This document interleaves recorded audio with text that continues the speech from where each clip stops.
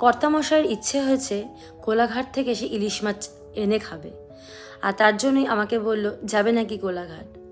আর সেই মতো বেরিয়ে পড়লাম আমরা কোলাঘাটের উদ্দেশ্যে।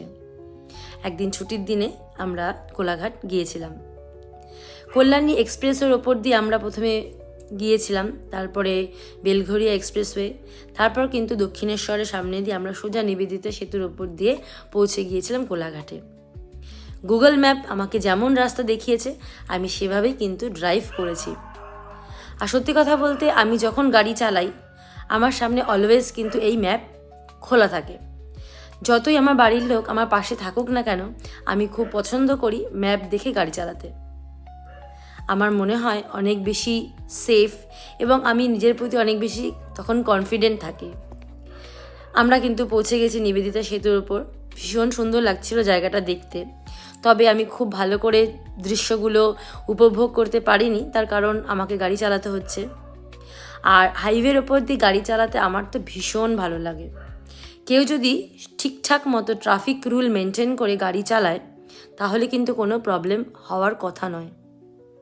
আর আমি যখন গাড়ি ড্রাইভ করি আমি সবসময় চেষ্টা করি সঠিক ট্রাফিক রুল মেনটেন করে গাড়ি চালাতে, এবং এটা আমাদের প্রত্যেকের উচিত। তাহলে কিন্তু অনেক রকম বিপদের হাত থেকে আমরা নিজেদেরকে সেভ করতে পারি।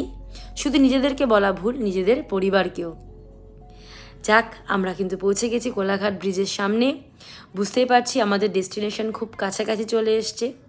তবে হ্যাঁ, আমরা যে উদ্দেশ্যে কোলাঘাটে গিয়েছিলাম সেই উদ্দেশ্যে আমাদের সফল হবে না সেটা বোঝাই যাচ্ছে, কারণ আমাদের বাড়ির থেকে বেরোতে বেশ দেরি হয়।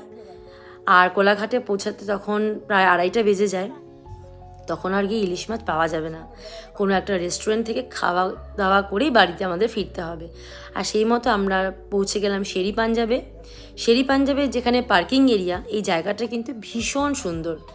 এত সুন্দর করে এরা সাজিয়েছে, আমার কিন্তু দারুণ লাগছিল দেখতে। অনেক রকম বিল্ডিং এখানে তৈরি হচ্ছে, কি কি জিনিস তৈরি হবে সেটা তো বুঝতে পারছি না, তবে এদের কিন্তু থাকারও দেখলাম হোটেল রয়েছে।